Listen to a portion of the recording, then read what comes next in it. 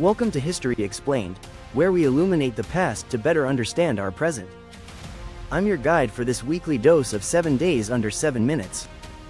Today is Sunday, June 15, 2025. As we do every Wednesday, we explore world events, those unfolding moments of political change, crisis, cooperation, and transformation that define our current era. This week, from June 9th to June 15th, global headlines were dominated by shifting alliances, democratic transitions, and mounting humanitarian concerns. We begin with South Africa, where President Cyril Ramaphosa formally announced a coalition government on June 12, ending weeks of political uncertainty following the country's historic elections. After the African National Congress lost its parliamentary majority for the first time since the end of apartheid, the new power-sharing deal with the centrist Democratic Alliance stunned many observers.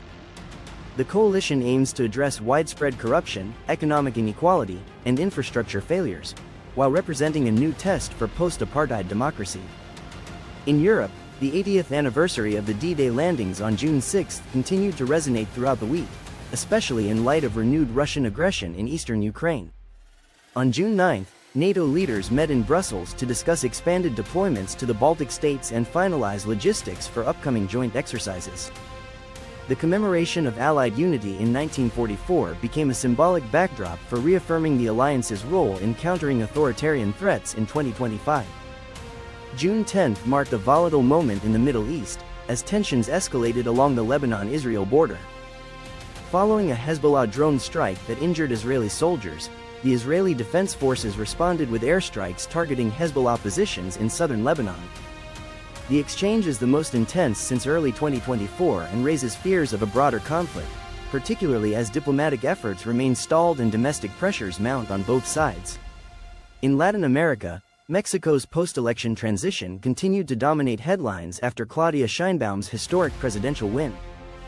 On June 11, Sheinbaum unveiled her transition team and reiterated her administration's priorities, tackling cartel violence, expanding social programs, and accelerating Mexico's shift to clean energy. Her presidency, Mexico's first led by a woman, has sparked renewed conversations across the region about gender equity in political leadership and the future of progressive governance in Latin America. June 13 brought attention to Sudan, where the United Nations issued an emergency statement warning of imminent famine, as civil conflict continues between rival military factions. Over 10 million people are now displaced, and aid organizations say humanitarian access is being systematically blocked. The crisis has spread into neighboring Chad and South Sudan, raising alarms about regional instability and the need for sustained diplomatic intervention.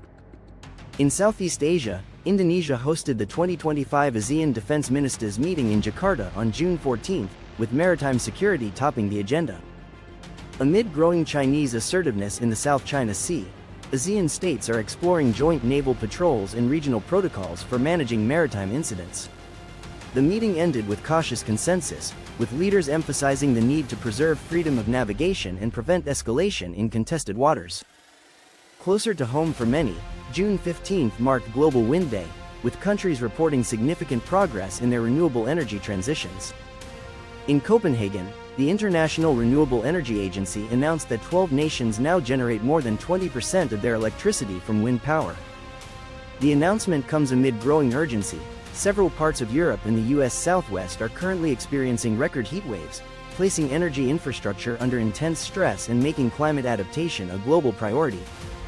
And finally, on June 12, the European Court of Human Rights ruled against Hungary's migration policies, declaring that detaining asylum seekers in transit zones without judicial oversight violated international law. The decision has reignited the debate over EU migration policy, sovereignty, and the balance between border control and human rights in an era of increasing displacement and climate migration. From coalition talks in Cape Town and military standoffs in the Levant to climate diplomacy and humanitarian urgency, this week's events remind us that history isn't just what happened, it's what's happening. Each decision made now becomes part of the record, part of the future, part of our shared human story. Thank you for joining us for this week's world events. If this global view gave you clarity or sparked curiosity, subscribe and share the episode with someone who values historical context in current events. Up next, our Thursday episode, where we dive into cultural insights from around the world.